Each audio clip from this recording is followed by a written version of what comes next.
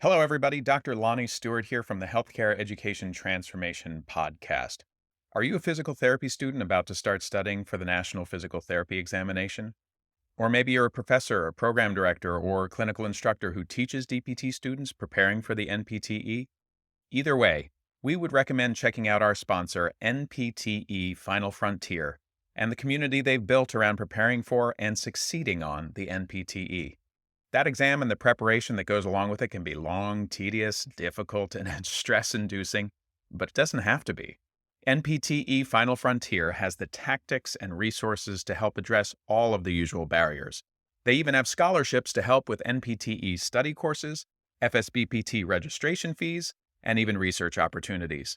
And if that's not enough, they're even donating to the very first annual HET Podcast Scholarship to be awarded at the end of every year.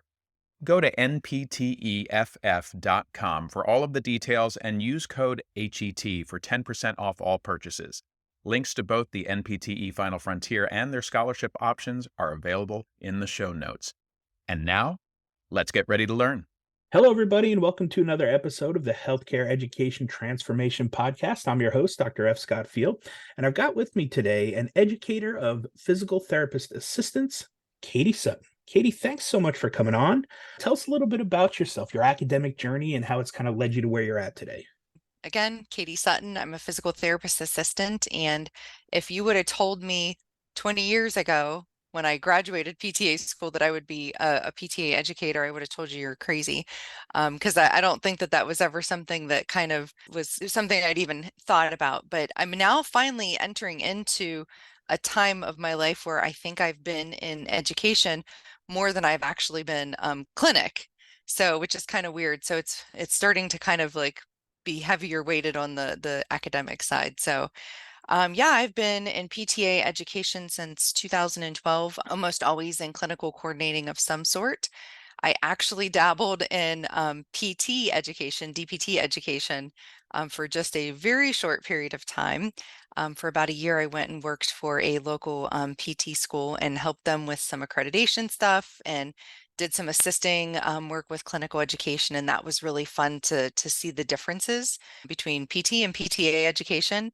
So that was a fun part of my life too. But currently back in PTA education, that's what I've been doing. Clinical education, I teach a professional series courses in our program. So that's kind of what I do. All that laws, ethics, all the Yeah, the super fun, fun stuff. exciting stuff. I teach Oh, some of that as well, so I hear you. students are so excited about that. It's their favorite thing. Well, cool. I mean, I love the fact that you've dabbled in both because we're going to talk a little bit about that tonight. But like, the first thing is just, this has kind of been on my mind a little bit lately because I've worked with a ton of great PTAs. Like some of the best clinicians I've worked with were PTAs. So I'm a huge fan of PTAs, right? Why do you think the PTA profession is so important right now? And I mean, I'm going to take this another step further and say so important that you've even gone and started a podcast about it. So we're going to kind of dive into that a little bit too. But why is the PTA profession so important right now?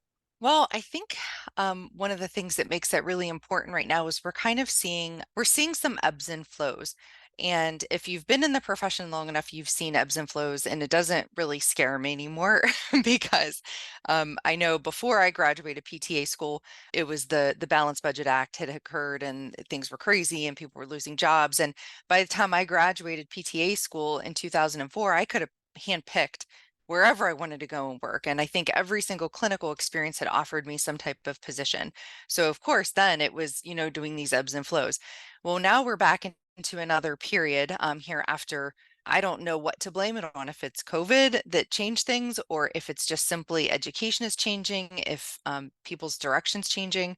But not as many folks are choosing to go to college, period, or to go into a healthcare profession as well. So we're definitely seeing some dips in PTA applications and programs, and I believe the same to be somewhat true about DPT education as well. So I think that we have a little bit of a challenge coming up here because we know we still have sick people in the world. So we still have to be here to take care of them. So as far as like what makes it so important right now, we have this decrease of number of PTAs coming through. I can tell you from some data that was discussed at House of Delegates this year, and I don't know that I could give you the exact stat, but it was something around 14% of PTAs are leaving the profession per year. So that tells me we're going to run into a problem here pretty soon. So I think it's really important that we are building our value very early on. For me, I didn't have to necessarily struggle when I got out of school. It was easy for me to find positions and whatnot. But I think now we're going to have to come out of the gates like, this is my value, this is my skill, kind of being ready to set those new goals of things that you want to do here in the future and ways to kind of set yourself apart. So I just think that we're kind of at a really weird, interesting point in healthcare and specifically in physical therapy. It'll be interesting to see where things go in the next couple years.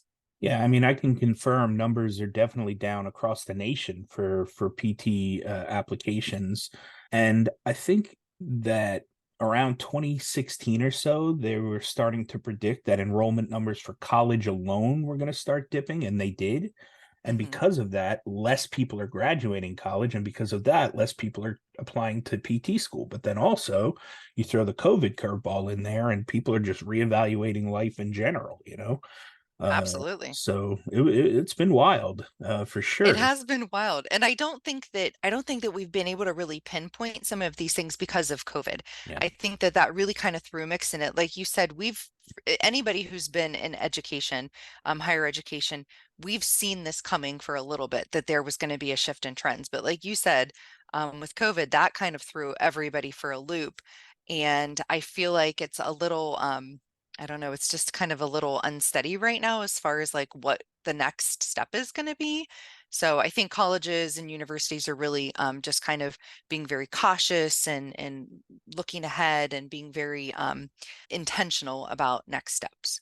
for sure. Mhm. Well, like I said, you felt that PTA education and the world of PTA was important enough to start a podcast. And of course, I love all things podcasts. So let's dive into that. Let's talk about that. Tell us about the why behind the podcast. What is it? Tell us where we can find it. Tell us all the things PTA podcast. Yes, yeah. So it's called PTA Plus Podcast, and so a lot of the PTA friends, excuse me, that I have all these really unique, interesting stories that kind of go along with them. So just to give you an example, one of the very first personal trainers that I worked with was also a PTA. She was one of the best personal trainers I've ever worked with. And I found that she just had this knack for helping me kind of control and change when I needed to, or when I was sore, or, if my shoulder was flared up and I was maybe training too hard, like she was able to kind of really like ebb and flow with me. And I think that that had a lot to do with her background, also being a PTA, working in a clinic elsewise. So I think that that was one of those moments that I was like, we really have all these other things that we do and offer aside from being just a physical therapist or being just a physical therapist assistant. We all have our hands into these other things that make us uniquely who we are. And so I kind of just wanted to highlight that. What kind of started this out was a friend of mine who maybe kind of pushed me in this direction, who said, I think that a PTA podcast would really take off. And it was like, yeah, who would you get to host that? But what about you? I'm like, who, me? No.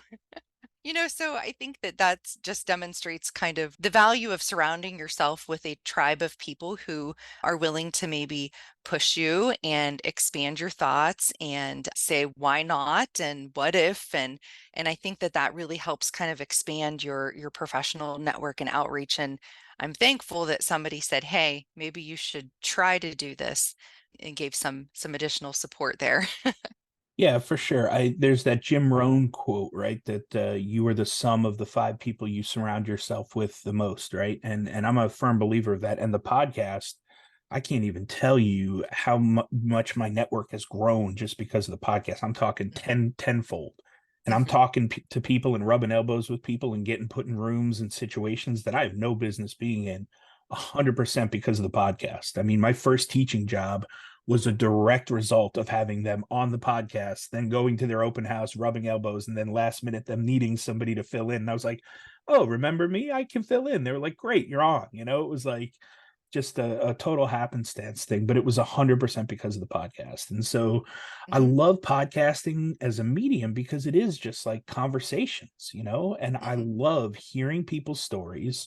I love the conversations. That's how I learn best, is through storytelling. I Hmm. was an English major before I was a PT, so it all kind of fits. It makes sense, right? And then I was a radio DJ in college. So again, it kind of makes sense that I kept it going in some way, shape, or form. Never in a million years did I think it would end up in this way. Definitely not in education, because I was pretty anti-education, despite getting my EDD and thinking, all right, yeah, maybe I'll teach when I retire, but not now. And then COVID hit, and everything Yeah. got turned upside down, right? So we talked a little bit about this dip in education and dip in numbers across the nation, and it's multifactorial, right? There's a lot to Hmm. take on there, and I think obviously cost of education is one of them. Definitely people just reevaluating the ROI on higher education, and truth be told, it's getting expensive, and it may not be worth it. People don't even need to go to college anymore to make a really good living online or Hmm. doing whatever they want to do these days, right? Technology's Hmm. made the world a very small place, but it's also filled it with a ton of opportunities. So that's, showing its head right now in the world of education. My question though is, like, what do you think is down the pipeline? What do you think's coming for the PTA education, or just PTA profession in general? What do you see in the future? Just being involved with things and seeing what the House of Delegates is talking about and APTA might be talking about. What do you see coming down the pipeline for the PTAs? I think we're going to see more of an explorative period coming up. That was definitely one of the focuses of one of the motions this year, was just kind of taking a hard look at PTA education. It hasn't really been touched for quite some time. PTA education has stayed pretty much the same. I mean, if you look at the comparisons between what it was 20 years ago, I mean, when I graduated, I had a study book that I got on my own to study for the MPTE, and it was just this teeny tiny little book. And now you're getting, score builders, therapy, whatever the book it is. It's big for PTAs to do study courses. So the content has dramatically increased. But the reality is the time frame for PTAs has not increased. So we're still limited to 5 semesters of PTA education. So less than 2 years for the technical portion. So, less than 2 years, PTAs are graduating and are expected to take the NPTE. The PTA NPTE is only one section less than the PTs and only 1 hour less than the PTs. So, there's a lot of content we're jamming into less than 2 years. And in some states, like here in Ohio, we're capped at 65 credit hours. So we have to get all the general education and all the technical education in less than 65 credit hours.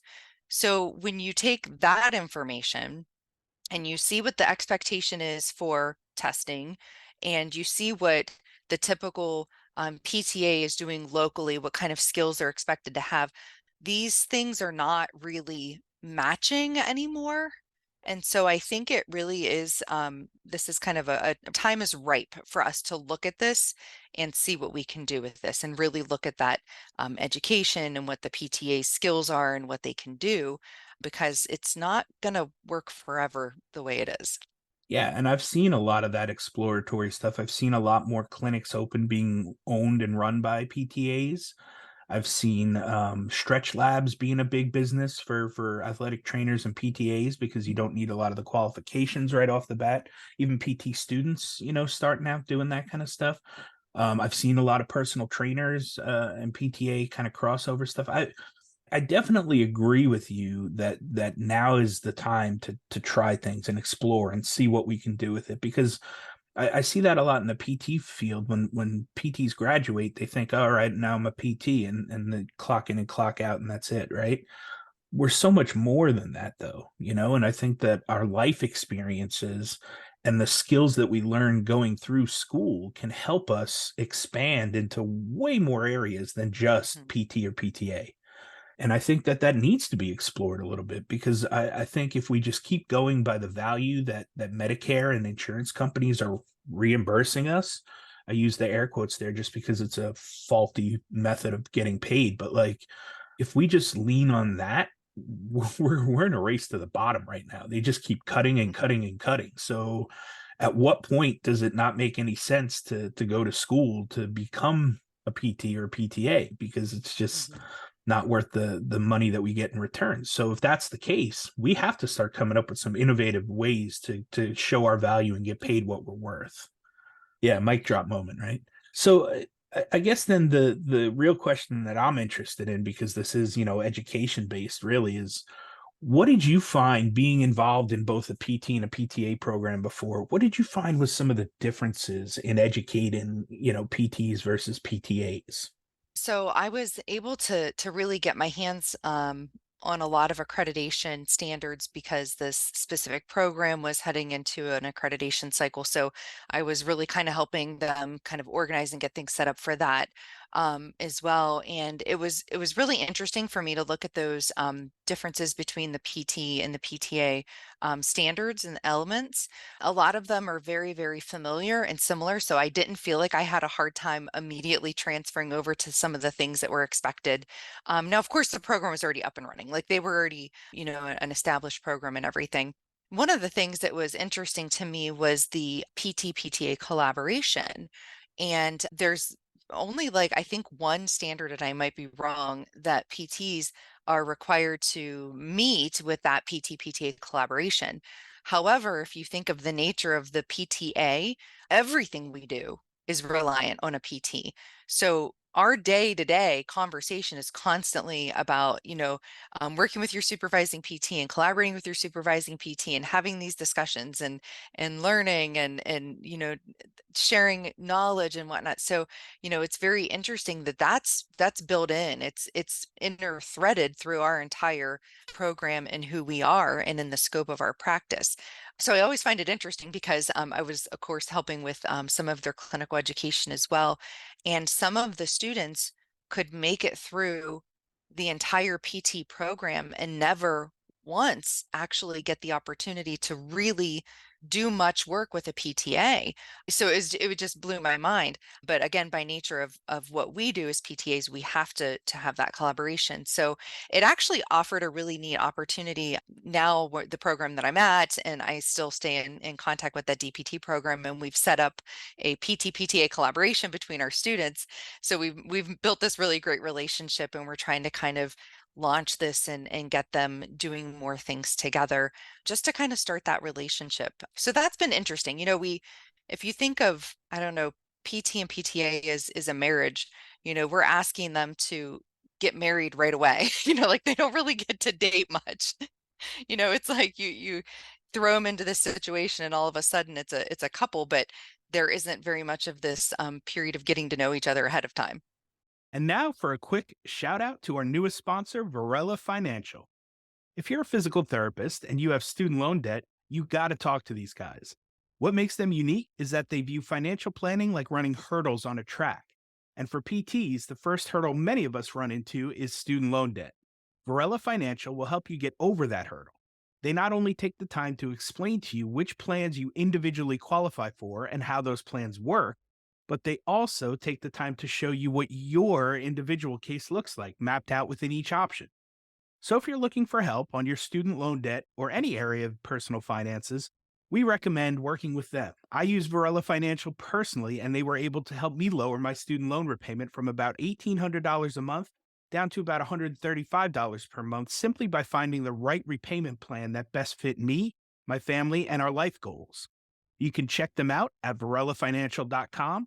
Link is in the show notes if you need it for reference, and tell them the HET podcast crew sent you. And now back to the show. Yeah, that's a pretty wild analogy, because the way that, like, I think about it now that you mentioned that is like PTAs are taking, the PT's order and plan of care and saying, hey, we're going to perform this plan of care for you, but we need to know this, or hey, I need to mention to you this. And they're going to the PT for that interaction and that conversation. Whereas if the PTs haven't dealt with that at all before they graduate, then they go out into the real world and they haven't had that interaction. It's like a little brother, it's like, hey, why are you nagging me? Like, go do your thing, man. Leave me alone. It's like, no, I need your input on this to be able to do my thing. It's like PTs going to doctors and being like, hey, could you sign this? I need to add this. This patient's showing this. I need this. It's the same basic thing, right? And so Yeah, if they're not having those interactions, we like to use interprofessional education for that too, right? And Mhm. like that was big for us, and I think when I look back, that was super helpful Mhm. because again, it showed me that I could trust and rely on my PTAs as like an extension of what I was trying to do, my hands, right? If I needed another set of hands, Exactly. they were Mhm. taking my plan of care and running with it. And I knew that if I had a good relationship and I had the conversations that needed to be had, and we worked in coherence like a marriage, like a partnership, things worked really well, and I didn't have to worry about a thing because I could be across the room doing whatever I had to do for an eval or something, and they could be over there treating the patients, and I knew they were going to be taken care of because we're in such good Mhm. alignment. We had the constant conversations, and if you don't know that that's kind of how it works early on, it's going to be a tough go when they come to you You on day feel a little one and they're awkward, like, right? "Yeah, what do you want me to do here?" It's like, I Yeah. don't know. What do you do? I don't, Yeah, what it's do you do? yeah. Yeah. So I think that that's really interesting that, and I'm sure it's going to be different for every program, but like Mhm. there has to be some sort of introduction and hopeful relationship between Mhm. PTA and PT universities, that like there Mhm. just has to be as much as possible, because if they're going to work together in the real world, then you got to know how it works, right? It just is the way it Exactly. is. Yeah, and we So, don't have the excuse of distance anymore now that we right. can, do this kind of stuff. So we can Yeah. just remove that. So, Yeah, that's now not a thing, right? yep, Zoom has made that barrier very easy. removed. Yeah. Yep.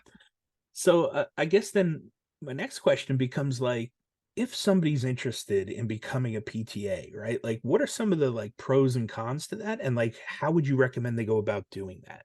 So I highly recommend, although I know that a lot of programs have kind of eliminated like volunteer hours and stuff. Like it's not necessarily required in every PT or PTA program anymore. But I highly, highly, highly recommend that someone who's interested in going into physical therapist assistant program really take some time to go in and view that relationship. Go in, work with both a PT and PTA. I highly recommend that you get into a couple different settings. I think that there is still a little bit of a myth that number one, an associate's degree is easy and quick. This is a very rigorous program. A lot of people say that it's just as hard as many of their bachelor degree programs in exercise science and kinesiology and whatnot. They say that the PTA program is just as hard, if not harder, Yeah, well, than those 65 programs. credits in 2 years is no joke. I mean, that's intense. It is intense. Yeah, definitely. So definitely get in, ask questions, look at that relationship, look at the relationship between physical therapy and other professions. Like you said, that interprofessional, we're working with doctors and nurses and OTs and speech therapists and you name it, the whole spectrum there. So I think it's really important that people understand what they're going into. There's a lot of PTAs in skilled nursing and in acute care, and so it goes beyond the outpatient setting and it's not just working with sports athletes, which I still think is kind of a little bit of a myth out there. So I always tell students, I'm like, you're going to see funny things and touch funny things and smell funny things because we're not just an outpatient, right? You got to be willing and ready to see and do all these other things that kind of go outside of that realm. Yeah, and every setting is drastically different. I know because I've done them all, and I've worked with PTAs in many of them. So Hmm. it is like different worlds. Like I've done outpatient, loved it. I did home health, loved it, and there were PTAs in both of those. So acute care, wound care, even. I did some of that for an acute care hospital, and then eventually those patients stepped down to a SNF, and the PTAs were at the SNF as well. So I mean, it just they're everywhere, right? Just like PTs, and they're drastically different from setting to setting. So that's Oh, super goodness sakes. important. Yeah. I Hmm. like that advice. That's a great takeaway message. If you're making a pitch for people to join a PTA program and apply for a PTA program, what are you selling to them? What are you pitching to show them why it's a great pick and a good career decision? So for me personally, it's been a fulfilling career. I think that there's definitely ways to advance. Now we have more certifications and training than we ever did that PTAs can seek. So PTA path or the advanced proficiency pathways are now a thing. There's multiple of those. That's kind of like our equivalency to like maybe a board certification. So that's now up and running. It's a really great program. There's LAMP leadership that PTAs can do. There's credentialing for being a clinical instructor. There's, you name it, there's all kinds of stuff out there for PTAs now. So there is the opportunity to advance your knowledge and your skill. So it doesn't have to feel like it's a dead end job. It's a low cost degree. I think most degrees are probably hanging out around that $20,000 range for the tuition for the whole time. So that could give and take depending on what state you're in and whether or not you're in a private institution or a public institution. So it's low cost. And again, it's just fulfilling. Like I never got tired of working with patients, that it was always something new. It was always something fun. And there was always something that a transformation that you could see. And that just feels good. Yeah, I always tell my family, like, when they ask about my job and what I do and stuff, I tell them I never have an issue putting my head on the pillow and going to sleep every night because I feel pretty good about what I did. At the very least, even if I had a crappy day, at least I know I helped one person get a little bit better. That was never the issue. So I can rest my head going to sleep very well each night, knowing that what I did made an impact and it helped people. So that always feels good. I think Plus, that's what keeps us back in the fight with, yeah. insurance reimbursement Yep. is that we know we're doing good. I So was just gonna say, like, it's not the best paying job, but it's not a bad paying job. You get paid pretty well, but we always have to think about insurance too. And we're like, oh man, things could be a little better, but it's like I got to keep fighting the good fight because this is just too worth it. Like the heck with insurance companies. I'm just gonna keep doing my best and treating my patients and fighting the good fight to figure it out. Like, luckily we got a lot of good people up at Capitol Hill doing the hard work and the heavy lifting. That's not me, but some people love that stuff. So God bless them and the APTA and all the people doing the hard work to figure that stuff out. But it really is, like you said, I've had an amazing career. It was fulfilling for me, but I think the biggest thing is just the opportunities that it afforded me. Again, now here I am teaching, right? Never in a million years thought I'd be teaching, and yet here I am. So it's just been a really good career. Like I yeah, really, absolutely. I mean, there's been a handful of downs here and there, but like, pros far outweighed the cons as far as I was concerned. I mean, I'm still Yeah, relatively young. I mean, 44. I got a couple years left under my we're belt. young. Yeah, Yeah. Oh yeah, we're young. but it's really overall. If I look at my career as a whole, it was awesome. I loved it. Every bit of it. So And just to piggyback off of that, I was just telling some students yesterday that is burnout a thing? Absolutely. Is burnout a thing in any career you pick? Absolutely. You can be an engineer, you can be an attorney, you can be a plumber, you can be whatever. And burnout is a real thing in any of those. So you're going to have to find ways to stay creative. You're going to have to find ways to stimulate your brain. And that is true to be for every career that's out there. So I always say, like, if you learn to advocate for yourself and if you learn to advocate for your patient, you're going to be fine. But if you choose to sit back and just kind of ride the tide, then you might find yourself in a position where you don't feel like you're getting anything out of it anymore. yeah, that's a really good point. The cool thing about physical therapy as a whole, there's so many avenues and so many options. And if you get bored with one or you don't like it, try something else. There's 8 to 10 different subcategories and specialties. Go pick a different one. Go pick a different setting. You're never going to be hurting to find a job in our career. They're all out there. Just No. find a mentor, find somebody who's doing what you think you might want to do, ask them questions, pick their brain, and then go try it.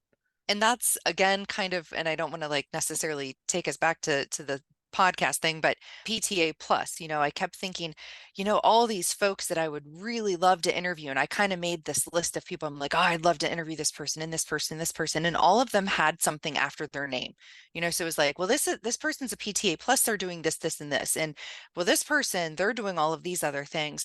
And that's kind of where that came from. I was like, you know what, we're just so much more. And there's so many more opportunities. And what we do meshes very, very well with other careers.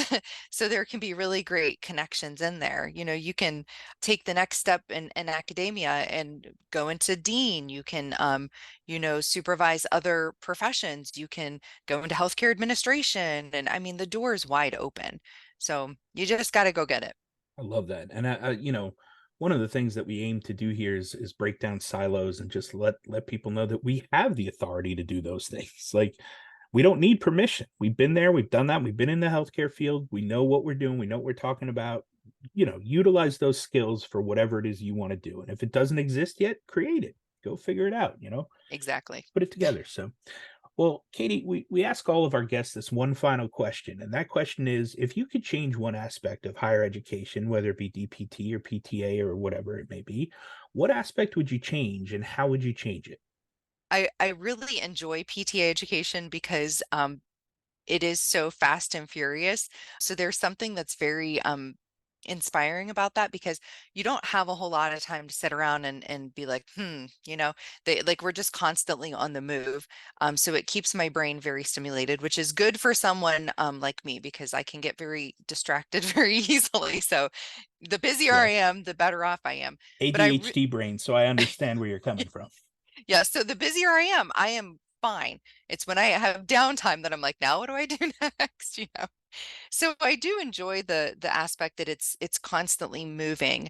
I think what I would really like to see in higher education for PTAs is more of a branching, maybe to allow some different pathways coming out. So maybe like some leadership pathways or some manual therapy pathways that we could kind of branch onto that. And I know that there are programs out there, but I would really like to see that happen in the future to be able to be built into programs. And right now, in the way we are, it's not really something that is going to happen. But Yeah, my mind immediately goes to like electives, but how much time do you Mhm. really have to fit something like that in if you're already trying to squeeze 65 credit hours into 2 years? I mean, Exactly. you know, But if you think of our nursing friends, they have different entry pathways. yeah, So that's where I like feel like physical therapy missed the boat. We should have had different exit ramps we could have got off along the way. The yeah, DPT was yeah.